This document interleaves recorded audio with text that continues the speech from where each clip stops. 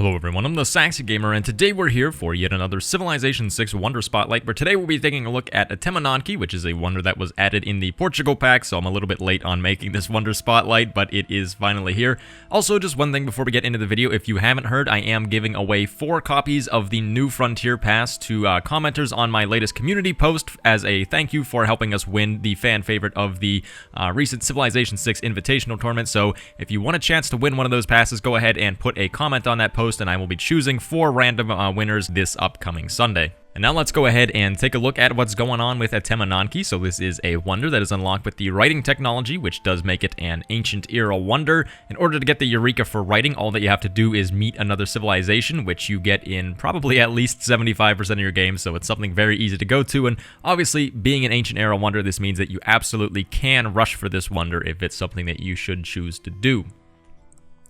As far as its building requirements, they are fairly simple, but because this is so early on in the game, it is pretty much reliant on you having a spawn that will have one of these things, so you have to have either a floodplains or a marsh tile in order to construct this wonder, and it does have a production cost of 220 production.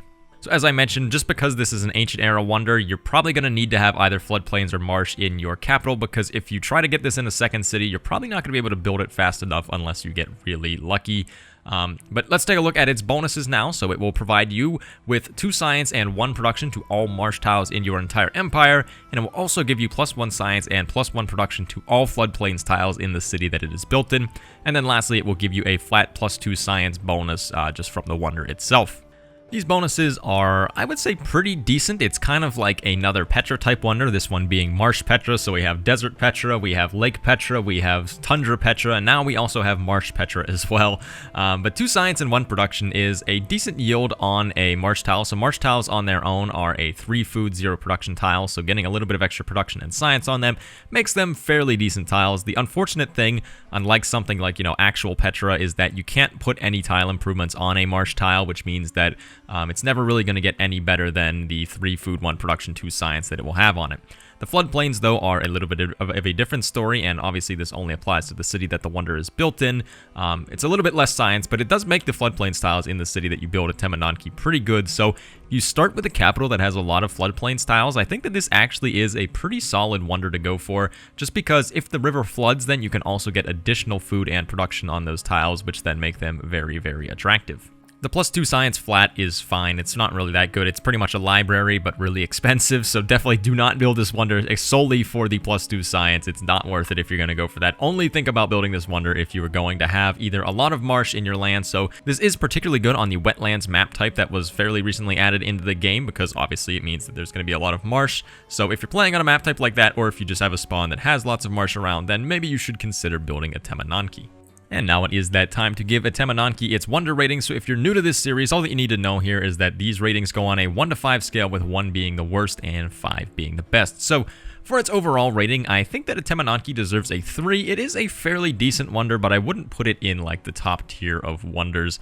So as far as its use cases are concerned, I've pretty much touched on them a little bit already, but one is to get some good extra early science. So one thing that I haven't really talked about is that the fact that, 1 science on all of your floodplains tiles isn't that great, or 2 science on all of your marshes, but early on in the game, whenever 1 science or 2 science can give you, like a 10 or even like 20, 30% boost to your total science output, then this becomes pretty impactful and it can get you a nice early boost. So if you see the opportunity to get this and you want to go for either an early war and you want a little bit of extra science to help boost you up there while also giving you some production to build units, then this can be good. Or if you're just going for a science game and you want to get some extra science out of your capital, then I think that this can be a pretty solid wonder.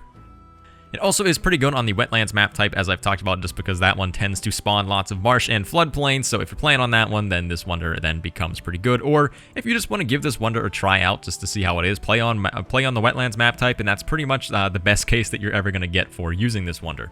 I didn't put this one any higher like some of the other Petra type wonders, just because of the fact that unlike something like a Petra where you'll have one city that probably has a lot of desert tiles and plenty of places for desert mines on your desert hills and things like that sort, you really can't do that with Etemenanki. You can get some additional yields if you have floodplains that you're putting farms on, but that's the only thing you can really put on floodplains aside from districts, which then are obviously going to get rid of the yields there. And same thing with marsh. You get extra yields on the marsh, but you really can't put anything else on the marsh. marsh, unless you get really lucky and it has something like rice on it, where then you can put a farm on it. But just for those reasons, I think it kind of limits it from being quite as good as something like actual Petra itself, but it still is decent depending on the spawn you get. As far as its difficulty rating, this one is a little bit surprising because it's an ancient era wonder, but I think it deserves a 2. I don't know if the AI just are not really coded to be able to prioritize Etemenanki yet, but the games that I've played, this one tends to be like still available quite later on into the game, like not something like Stonehenge or any of the other really early wonders that get taken on, you know, like turn 20 whenever you're playing deity, or sometimes even earlier than that. This one isn't really the same. It seems to be a bit easier, and the building requirements are also very easy to satisfy as well. So for those reasons, I think it deserves a 2 in difficulty. It is possible, so I am recording this before the final April patches come out, so it is possible that it could be made more difficult once that patch comes out, but at the time of this recording, it's not very difficult to build, so I think it is deserving of the 2. And as for its consistency rating, I think that it deserves a 3. It will generally at least tend to be somewhat consistent. It's not going to be super consistent, but the fact that you get the extra science and production on marshes empire-wide helps to mend this a little bit, because even if you don't have a ton of marshes in the city that you build the wonder in, then you can still get some benefit by, you know, strategically settling to get more marshes or anything like that. Also, if you're going to have a floodplain, then you're probably going to have at least a few floodplain tiles in the city, so this kind of helps out, not to mention the fact that floodplains are fairly common as well, so these all help to make the wonder a little bit more consistent, but it is still somewhat spawn reliant and things of that sort, so that's why I think it only deserves the 3 in consistency. So thank you everyone for watching. I have been the Saxy Gamer. If you enjoyed the video, feel free to like. If not, feel free to dislike. If you're looking for some more Civilization 6 content, feel free to subscribe. Thank you for watching, and goodbye.